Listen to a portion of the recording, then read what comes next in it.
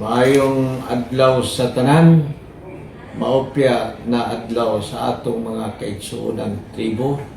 Una sa tanan, akong gipabot ang usa ka mainiton nga congratulations sa tanan midaog sa milabay nga kaumulan 2026. Ang inyong kadaugan mao'y bunga sa mga kahago dedikasyon sa matag usa.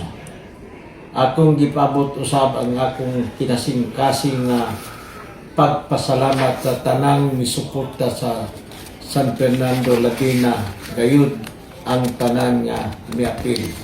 Akong dakong garbo ang inyong gihimong sakripisyo o dedikasyon. Akong gipabot usab ang akong dakong pagpasalamat sa mga organizer sa Kaumulan 2026 kay tungod sa inyong inisyatibo atong napadayon nga mapreserba ang kultura o tradisyon sa pito ka mga original nga tribo sa probinsya sa Bicol.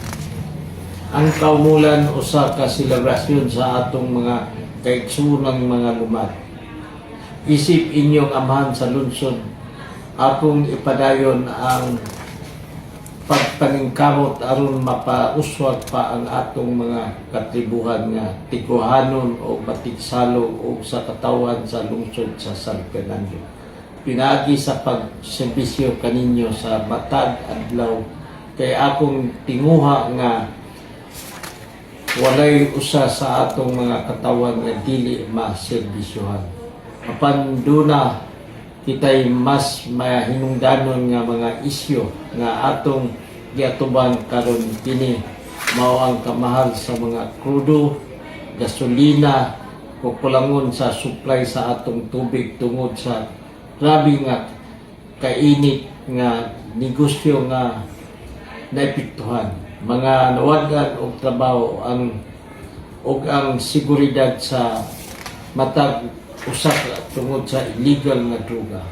Mao nga mohangyo ko nga magtinabangay kitang tanan labi na sa atong mga kaigsuonan nga tribo nga dili magkalisod-lisod makalingkawas sa krisis nga atong giatubang karon.